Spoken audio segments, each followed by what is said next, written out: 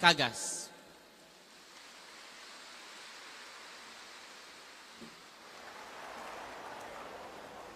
Ladies and gentlemen, kaigsuunan ko sa Davao del Sur, let us welcome our most awaited atong igsuon, atong kauban sa Davao del Sur, ang Presidente sa Pilipinas, His Excellency President Rodrigo Roa Duterte.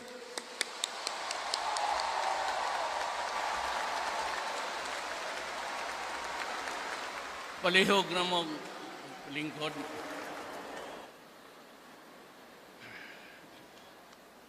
Pasalamat una ako sa mga tao nga nag-imbitar ka na ako. Si Governor Douglas Casas, Congressman Mercedes Cagas, Digos City Mayor Joseph Peñas, Chairperson Rachel Arenas. Ma'am, may hapon. Kauban ako sa gobyerno, ako mga minahal nga kababayan, o happy anniversary sa inyong ika-50 your existence as a local unit. Hinumdum pa ko pagkamatay sa akong papa. He was the governor of one big Davao, a huge province. But when he died, President Marcos divided it into 4 local government units. Kay tungod si Mayor Lopez iyamang Brad sa fraternity, sa UP, Sigma Roman to, he retained Mayor Lopez. But ang Davao Oriental, si Rabat, and dito sa Norte, si Boy Serman siguro to, o niya, ang dire si Governor Llanos. Daghan ang nahitabo ang inyong lugar na tunga na pod into 2, and that will be ang Occidental ug Oriental nga Davao. Onya with the addition of una pa ang Tumbal Valley. In 19... Kanos aba ko ito nag-graduate nga.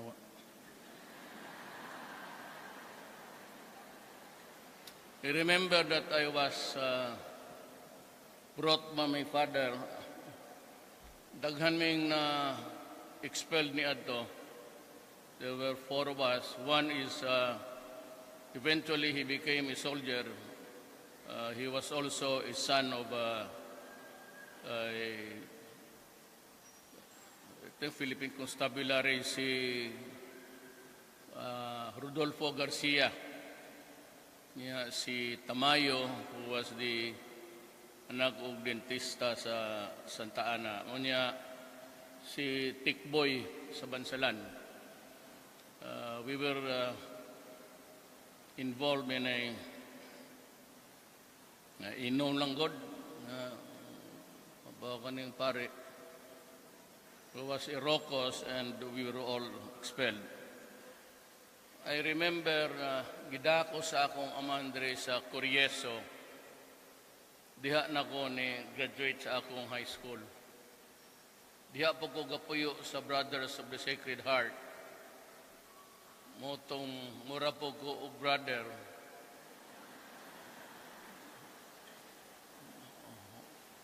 Kay kada adla mga pod may niya na ako extra time sa library.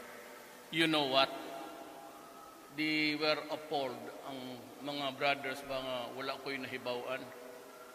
Baka kung sige buhat sa mga brothers ako, I was told to memorize the dictionary. And I had to use a word in 3 sentences of different tenses. Na ay past, present, future perfect of anak ng... Well, anyway, I was able to recover sa akong mga lapses sa bugok eh. Way natunan. But the extra years took me about 7 years to graduate high school.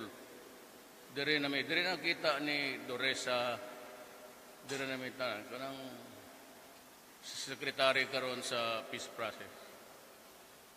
I am very thankful for my education. There is Brothers of the Sacred Heart. They were French-Canadian.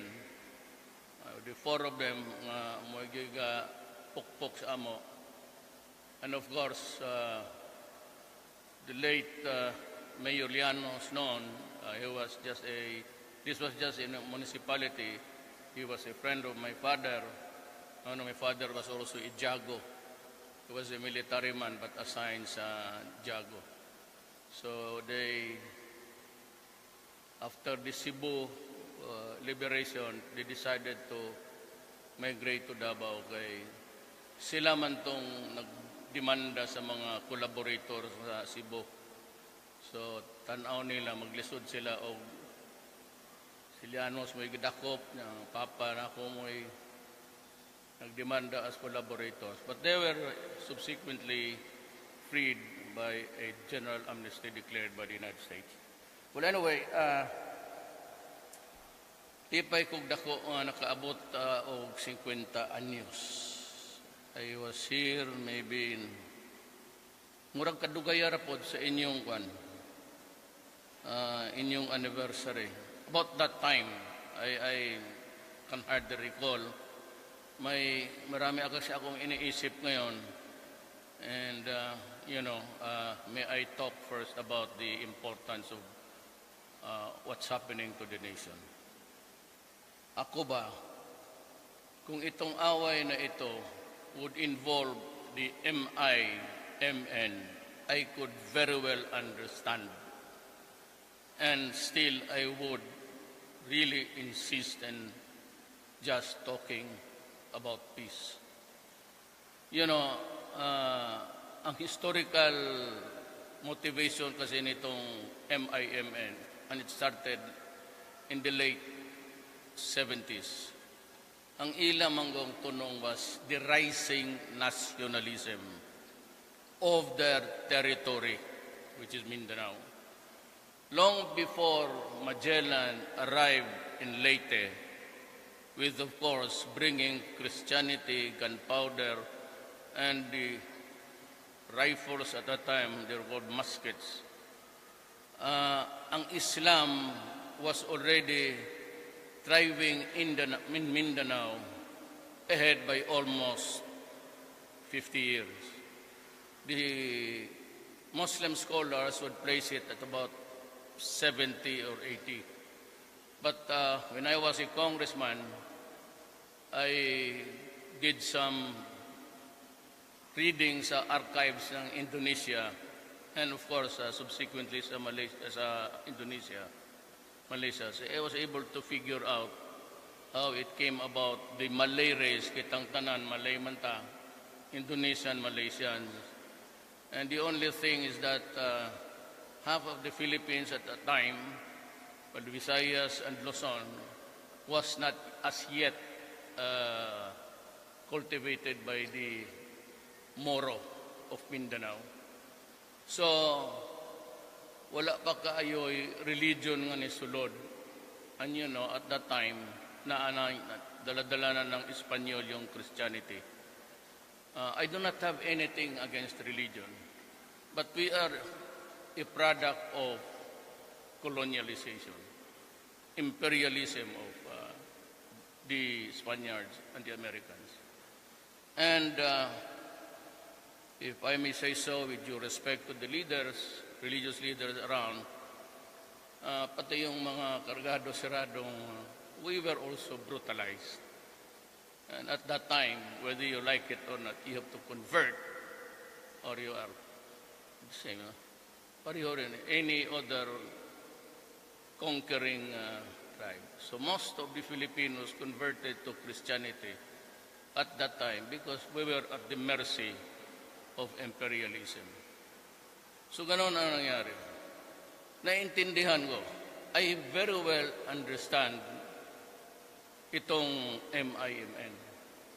And that is why even with the beating of the drums of war, I've always insisted in just talking and talking because we all know the history of why they are fighting. Ang hindi ko maintindihan, itong mga terorista. And I'm referring to the ISIS and the local terrorists, yung Maote at yung mga allies nila, maraming mga organisasyon na lang, parang Lions, parang Jesus, and itong sa Hulo, itong mga Abu Sayyaf. There is no redeeming factor at all, itong terrorism. All that they want, it started in the Middle East, expanded all over the world now, either in groups, in numbers, or singly, or dalawa, tatlo. And they all want is to kill and destroy.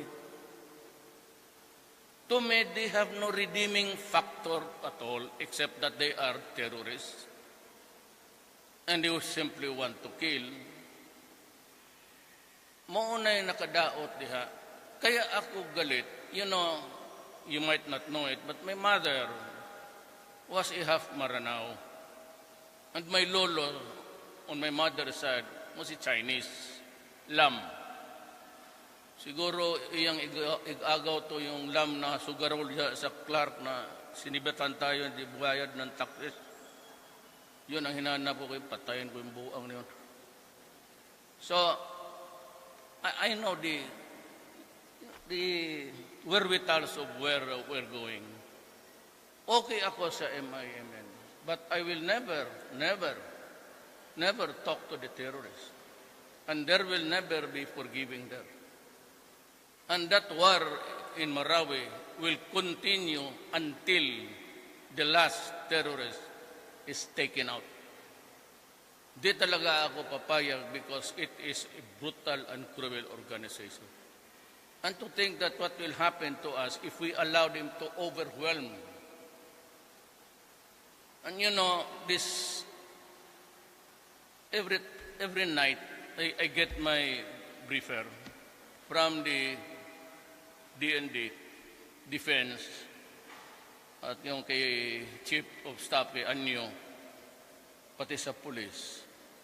And I'm telling you the truth.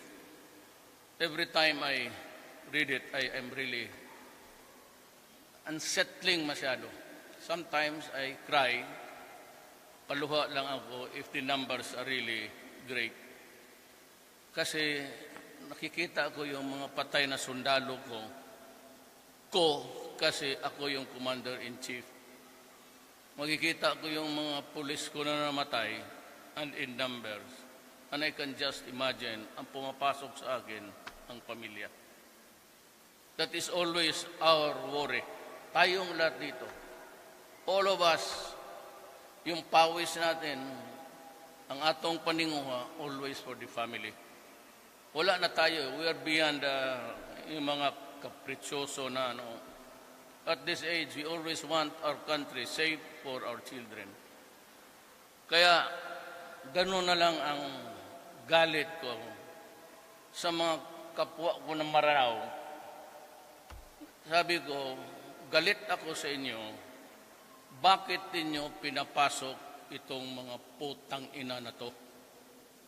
Why did you allow the terrorists? And they could not have built that kind of ordnance until now marami pa sila. Most of our soldiers suffering and the police, puro shrapnels, puro explosives. And saan sila nakaipon na ganoon karami? This has to be looked into maybe after the fighting. But it really disturbs me because I declared martial law. And I was the one who ordered them to go there to fight and to die. Mahirap yan sa konsensya, mabigat. It is not really a guilt feeling, but it is almost akin. Mura, bukat kayo na unaon sa ako. Ako'y nagsugo sa ila, papunta kayo doon, magpakamatay kayo. Parang ganon. So I'm always praying that this war will end as fast as it can ever be. Because I do not like people dying. I mean, I also see the poor Maranao there. Na wala namang pakialam sa buhay. He's not a tripper of power.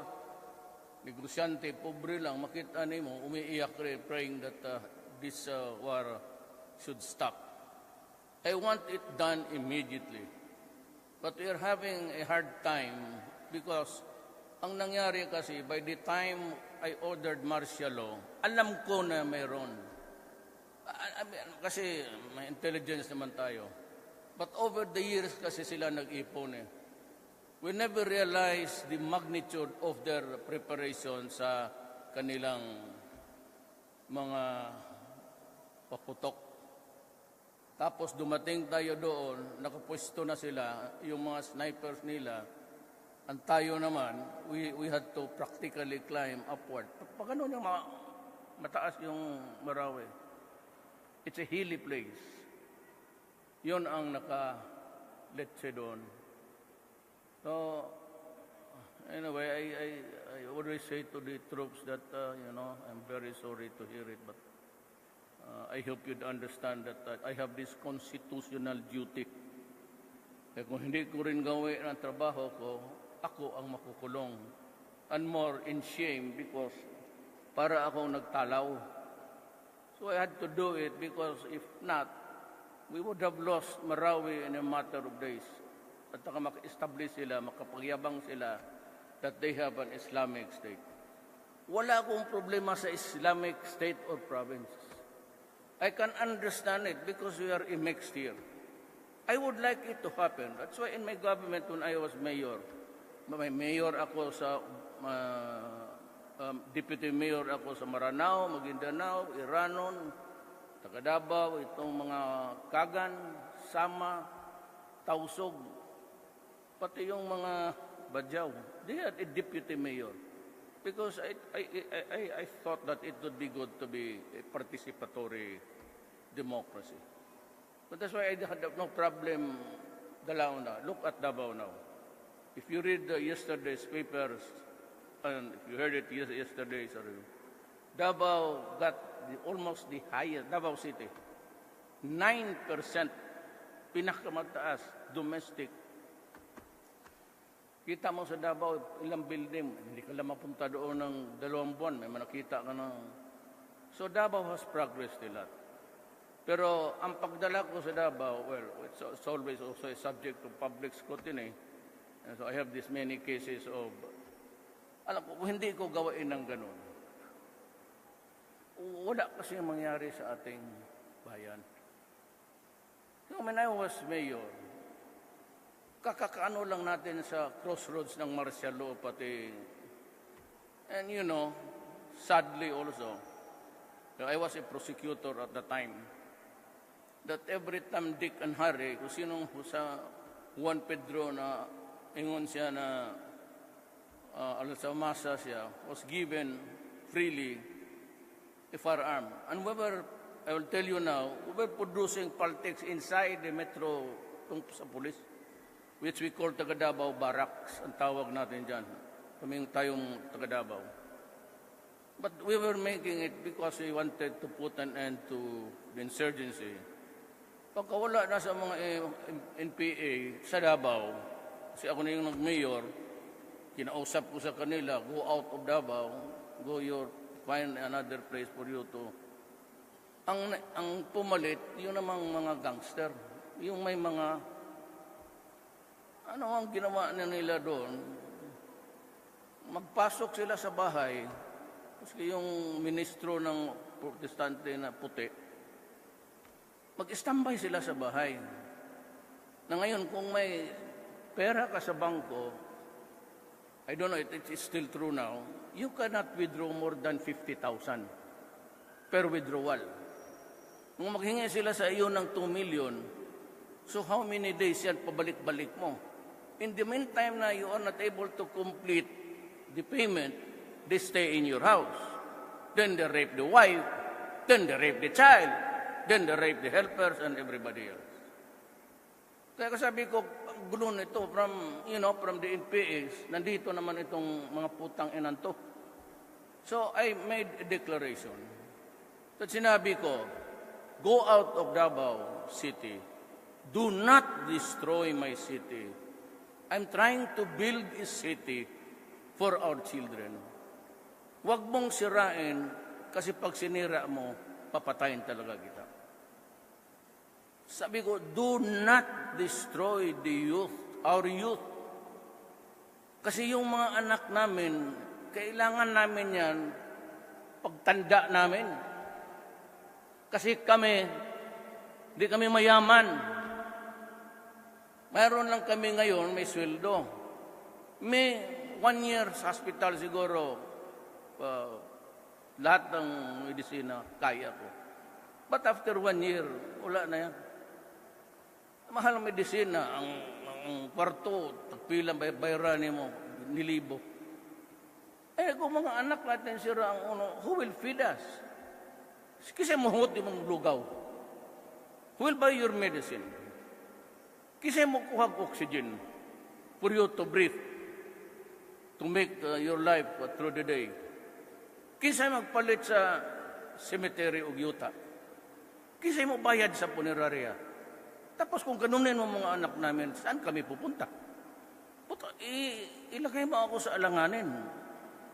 Ang sabi ko, do not do it, do not destroy the children because I will kill you, period. At ginawa ko talaga. Wala naman ako, sinabi kong pinatay ko yung nagsira. Ang problema nitong human rights. Kita mo, 4 days ago, or was it the other day? Day before. Tanawa. Itong mga expert na to, kaya ako, galit talaga ako dito sa mga puti na mga tarantado, pati itim. Mga foreigners. Di ba? About last month, ang Shabu could be taken without any danger because it does not create anything inside your brain. Napakaturpe itong puta. Ngayon, kita mo ang nangyari. Tinanong siya sa pulis, bakit mo ginawa yun? Wala, trip-trip lang kasi alcohol pa. Alam mo, pag nagdruga yan, kasama alcohol yan. Sigurado yan. Basta yung mga lungo, just the place done, kanya lango na, paligsi. Pagdagi kong traktor, harusan na, diha. Nga magiganyan, marijuana. Ay, marijuana. Hallucinogenic produces hallucinations. Tapos sabayan mo ng Shabu. Kanawa, lula, asawa, ang anak, 14, 7, 1-year-old. Pinagsasaksak. Ano ba? What's fucking... Kaya, ang advice nila sa akin, itong iyo, kaya ako galit, kaya ko pinuputang ina sila, kasi binabastos nila ako. Kaya sabi nila doon, si Duterte dapat, yung modern approach ng addiction, is maglagay ako ng mga klinika, mag-produce ako ng shabu, heroin, cocaine, ipanghatag na ko libre. Kagaya sa Vancouver, Canada and Netherlands. Or look at Netherlands now on Canada. Napunta ako doon ng hugaw. Hugaw na marami nag-istambay ng mga itim dyan. Pagdamas ba yun, hey buddy, would give me $1? Kunya gunitan ka na. Magawa mo dito sa Davao yan. Anak ko, pabutong ng itlog ni mo. Yan ang problema. Netherlands, gano'n ang gulo. Mga terorista dyan, nag-istambay lahat. So, I really do not know what they are trying to prove. Itong Obama na ito, he criticized me as if I was a federal government employee.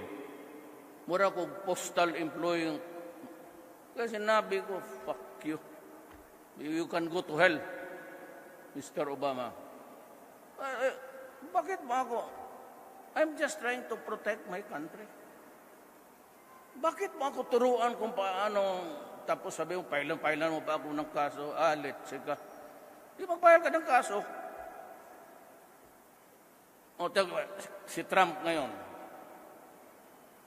O, kung kabayo si Trump, protocol duty yan eh. Mr. President Trump, I'd like to congratulate you for your victory being the President of the United States. Yes, President Duterte, I've been waiting for your call. You're doing it right. This goddamn, they're destroying my country. Well, nag-mention siya glaing country nga silingan niya. Actually, ito sa Mexico. So, I'll do the same. So, you're doing it good. So, this one president, maayong akong gibuhat. Niya sa ka-presidente, kasabaan pa ko, as if, sabi ko, sinong kamputang ina ka? Who are you to lecture on me? Kita mo ng druga. Tingnan mo. Anong druga? Pilipinas druga. Pag hindi natin na-control ito. So remember this. Pag hindi ko na-control, hindi ko natapos to, mahirapan kayo, anak ninyo. Maniwala kayo. Kung ang mga presidente, yan lang rin yung nakalinya na, no? Muna yung managan, usap, patay mo. Mahadlok eh. Pag inawag, I will kill you, I will kill you. Ay, kadaghan pang istorya. Total, progressive mapod ang Digos. Naalam mo yung problema sa droga, patya na. Ngayon ba?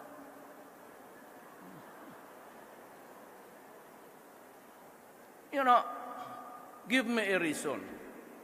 Bakit ako kulungin mo?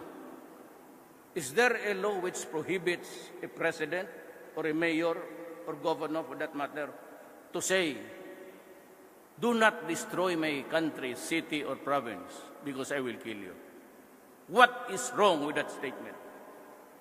Do not destroy the youth of my land because I will kill you. What is wrong with that statement? Tell me. Ay, ko mga iyo, mga bugok iyo. Turuan pa ako. This guy has been heard saying that I will kill you. Of course. Kaya sabi ko, I will run this country in accordance with my oath of office. Wala na yan. Pag Marcelo, Duterte, Marcelo, kanusa, pagkanitang tango. Shut up. When the military and the police will tell me, Duterte, it's time to lift martial law because everything is safe already. Okay. Because in the first place, I did not do it on my own volition. I was in Russia, in Moscow, when pumasok yung balita. Ang tanong ko lang sa ila, in fairness to the military and the police, what they answered me was this. Kung tawag nila sa ako, Mayor, I do not allow them to call me President.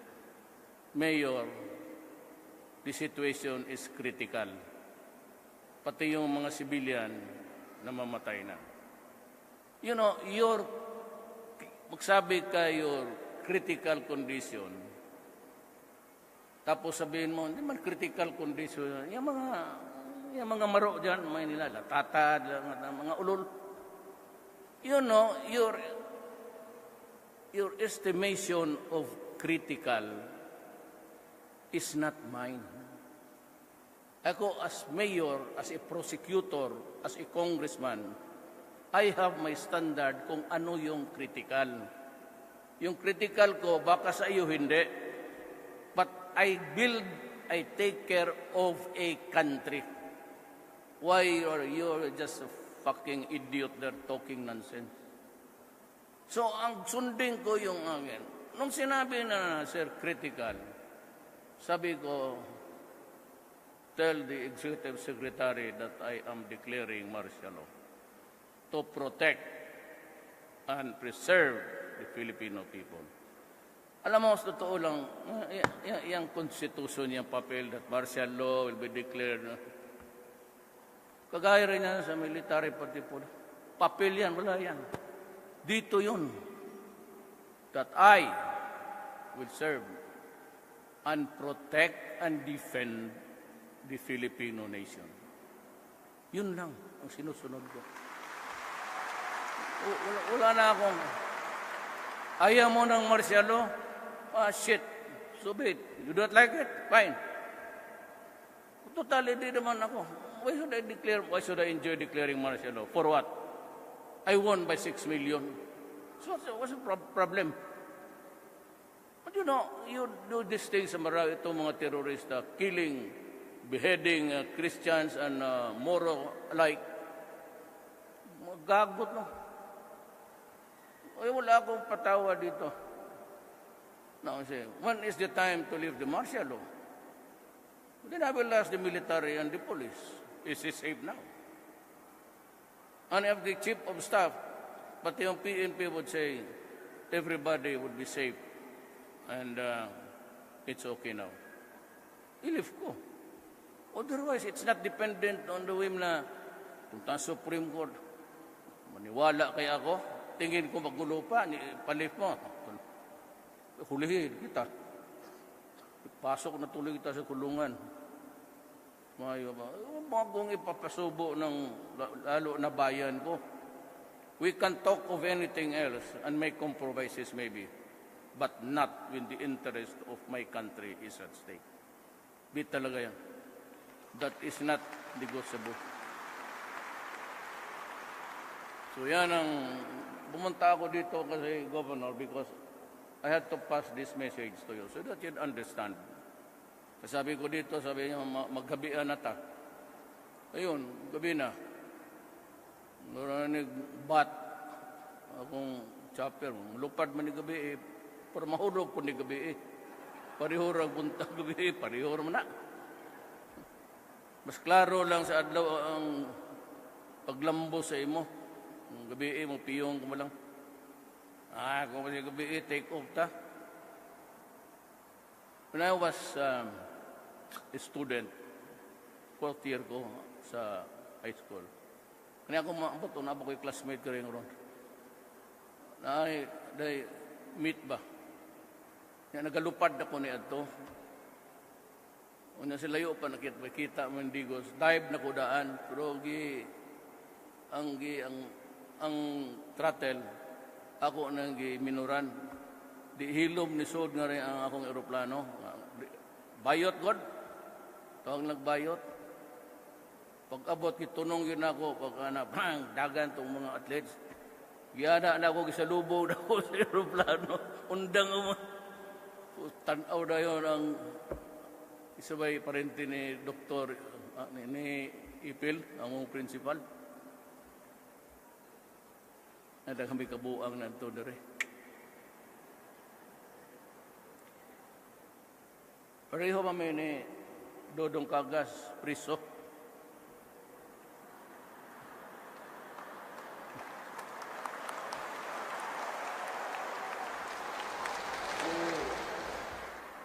Ang kaning modern kayo ning Digos, ang inyong stop and go, usara may kanang kanto dia nangpong pananad ko nangpong. Na restaurant dia nangpong gamayng dan. Ang inyong go ana pag-ana go tanana. O nya stop. Pagkagabi adto nang lingkod mi diha. Amo may naglikod-lingkod mi usaw ning yawa nga uyog mo ni. Among dayo nagtumba. Anak ng waiting si Mayor Llanos. Gatanaw dahil sa mga gadaog. Tang inakatilaw mi tanan. Ipapreso ko sa i-inform my father. Kani akong tatay di ako sa kulungan. Pero yung dudo, pwede nakadang lamok. Pero tulukag daw na ako, gihubuan ni mi. Kami tanan ko. Sige pang anag lambok sa di naman ta mamatay mo ta anig. Ganon ka disciplinarian si lolo nila. Walang patawad yun. Pati ako. anak ng gobernador, litse ka dito, suod ka. Kaya nung na-mayor ako, ganon rin. Sa totoo lang. Anak po ko mo kulata o tao. Wala na hangtod ba? Naanad ko sa akong mama nga kadaadlaw paludhong ko sa altar. Di samot. Mama na ko ni Adto. Anak ko, kada hapon halos. Tatanaw ko sa altar si Hesus Kristo na anak pa man ni Adto. Yan naman sa Kristo, Father, forgive them. Pero punta ka sa bahay namin ngayon, ang si Hesus Kristo nakagano na. Kasi ako naman ang kausap niya palagi noon. Sabi ko, pareha talaga tayo swerte pare. Putang, paitas kinabuhi na to eh. Kaya 7 years ako ng high school. Oh, suroy ko nga rin. Nag-abot, manukupaghod ba na ako na sa Duresa? Nag-abot, yun may anak, ngay. Tukmi ko, balhin ko nga rin, balik ko sa pagka-second year. Yan ang buhay. Pero, naay usa ka taga-Digos ning bayana.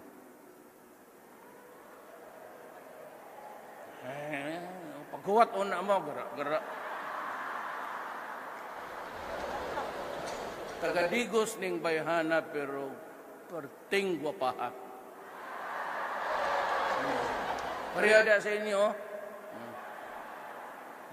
ila-ila taon niya. Manihapon tang tanan, kitara ayaw na lang pila. Namin yung restaurant nga rin nga arang-arang. Puro tuhod pa imo nga. Ang iyang, nagtrabaho siya sa Amerika karon, she's a nurse. Ambot na, kasi nakailan ninyo, ang pangalan niya, it's pronounced as Leah. Leah. Pronounced as Leo. It's not Leo. It's Leah. Ang iyang apelyido, handa na tamamatay diha. Pero kasi nakailang Leah.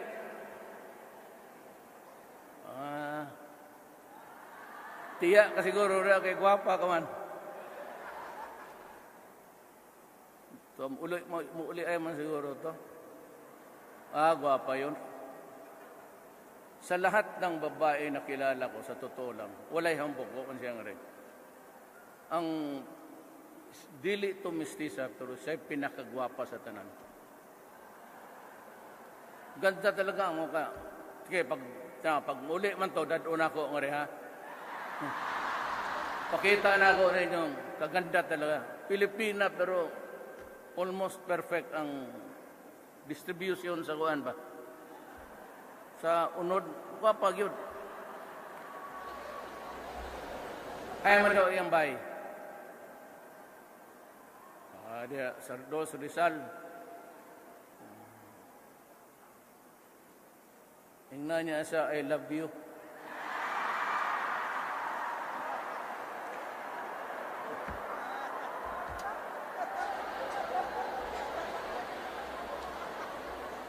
Bitaw sa tinod, gapag yun. Makitara ninyo, I'd ask her to come home. Dili-digo. Pagkagwapa. Sa tanang akong naila-ila. Tisay, dagkama na, mga tisay-tisay. Kahit tanan, akong pangutanon, mga polis, mga naging sila, gwapag yun siya. Baski sa dito sa akong balay-balay, niagi man siya nga to. Nganggit sila nga, sa tanang na andidre, gwapa ginisa. Pero nag-anang biya katiguang ang buang. Ako natiguang ko. Kita ka may uban ako. Tungod ba ni aneng Marawi?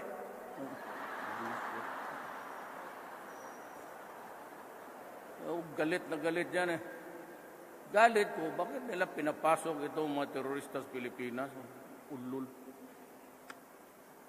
O di na ko magdugay kay... Pero I can spend time. If you ask questions, ay, bakante pa man ang chopper ug duha. At tulo di ay sabak. Sa sabako lang akong usa. So, one is that I would like to credit the founding fathers of this province for their tireless effort to make what is now Digos. Alam mo, ang problema lang ninyo is droga. Medyo malakas. Pati, I'm also trying like to warn the police here. Lay off sa drugs, sa mga police. Kaya, alam mo na, huwag kayong pumasok dyan kasi kasali kayo sa statistics dyan. But overall, okay ang... Ito lang mga... Kasi nga na NPA dire. Taas kamot. Warbay mo angkon ang yawa. Labog tuas bukid, bugladag arbas, bugiro kayo. Taas kamot. Ganito yan eh. Would you please stop waging war against? Alam mo, hindi ko maintindihan. Unang sabi doon sa itaas, si Season ordered to engage government forces in the struggle. But pasabot gera. Then they changed it to that they will stop until such time matapos itong sa Marawi siege. Kasi walang, sabi ko ngayon, there will never be a space for you, kung terorista, kayong mga komunista, wala kayong space dyan sa terorista. Pag yan ang manalo o ma-overwhelm tayo, pati kayo kasali dyan. Kasi there is no redeeming factor for that. Wala kayo. So, in the meantime, ano ba talaga? Undang mo o atake sa o gobyerno o mag-istoryata. Ako, I said, I can always, but may legitimate ano kayo, human rights, pati kayo, kasali man rin dyan. We're both guilty on that score. Pero ang ano ko dyan is, mag-ambos mo, patay pa sa babay, sa, ano ba? Mag-usap ba tayo o hindi? In the meantime, kung mag-usap tayo in the future, then stop waging war. Kasi baka itong mga sundalo, ayaw na rin maghipag-usap. Kami, utusan lang kami lahat. We are just co-workers in government as the police. But the only reason na medyo mataas ako, but I do not control everything. And I cannot control everybody. Anong sabihin? Sila mo ang akong sugo, naingon sila, dili may anak. Kasi, dalawa kasi ang salita ninyo. Ano ba? Undang ba mo? Mag-istorya ta? O if you want to stop fighting, if you want to talk to us, then, my God, please stop killing us. You kill my... Nung una, nag-lift kayo ng ceasefire February 10. February 4, gipatay ninyo akong pulis duha diya sa Kinapawan. Ang tulo ka pulis, gikan nagkuwag ilang sidlo, inyong gipatay. Ano klase na? Niingog ceasefire February 10. February 4, kaya tinamagan ko si John Anyo, sabi ko, resume tayo. Kulukuhan yan eh. Better decide. You know, I'm addressing also myself sa mga MIMN. We have been fighting this war for 50 years, as old as this province. Now tell me, do you want to fight another 50 years? Wala akong problema. May mga sundalo, may sweldo. 50 years, sige. But this time, kung gira-gira yun, wala tayong patawaran. Hindi rin ako maghintay na ano ka ba, sundalo. If you're identified there, total, gano'n ang ginagawa ninyo. Pinapatay ninyo mga barangay captain. Pinapatay ninyo yung mga... Hindi gawain ko rin yan. Alkansi mo, lugi kami niyan kung kamuray mo. So, let's fight on even grounds. Ako, I'm willing to accept the offer that you stop fighting. Good. I accept that. And we can talk again, I said. Wag lang yan terorista. Pero you must realize that 50 years is 50 years of fighting. Bone weary ng tao dyan. Hindi na believe sa inyo, hindi na rin believe sa amin. Kasi sabi, Duterte, sige lang. Sabi niya, initiate talks. Okay, yung initiate talks. Hindi lang tayo makaintindihan dyan sa point doon. Kayo hindi Duresa pati ni Belio. Upakan na kaagad ninyo yung mga sundalo ko. Kalukuhan yan. You decide. Do not create something which is not acceptable also to me and to the guys already doing the fighting. That would be my message to you para sa lahat. And there's a sense of some born out of the many years that I spent here, almost 3 years finishing my high school. Once upon a time, I was able to visit Quebec, where the headquarters of the Corieso brothers. I went there, pero kamatay lang ni Brother Elric noon. So I was able to meet some of the guys still, pero matatanda na sila. And we would like also to thank the French Canadians who help us in our education. And to the mga patay na dumaan dito na nagdala sa ating gobyerno. At ang maganda na ang Digos ngayon, Davao del Sur, except yung terrorism, pati yung NPA.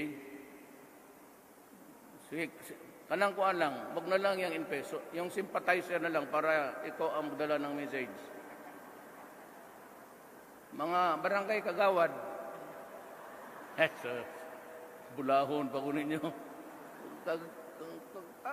Barangay kagawad, pag-abot sa NPO, bigo ta. Pag-abot sundalo, sir, wala, bigo ta. Buang terrorist. Tuwan muna natin. I asked the NPAs now.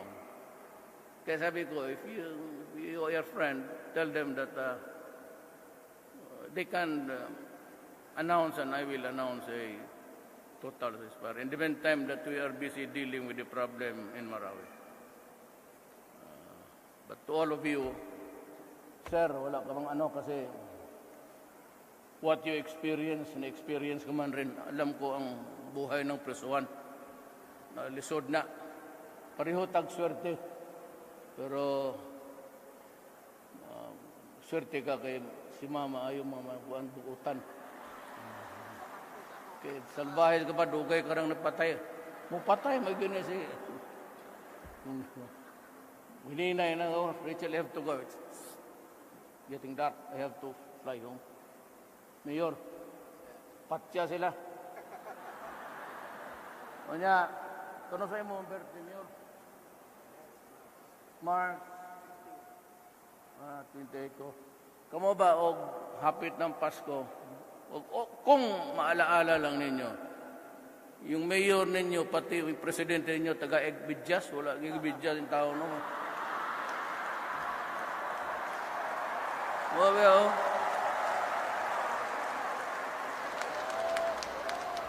Pobre.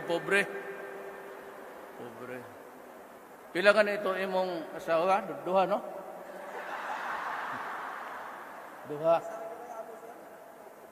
Dodo ako kita. Hadlok mo na ano. Akong asawa, duha yun. Pero na ako ko'y girlfriend ng usa. Naapa ko'y reserva. Pero wa man siya nga rin. Pero tanawan ninyo na, hindi ko yung binabastos. I'm not trying to Pero maganda talaga na babae. Yung kung hanap kayo ng babae na Pilipina na simple lang pero gwapa, kana si Lia. Daghang salamat ug maayo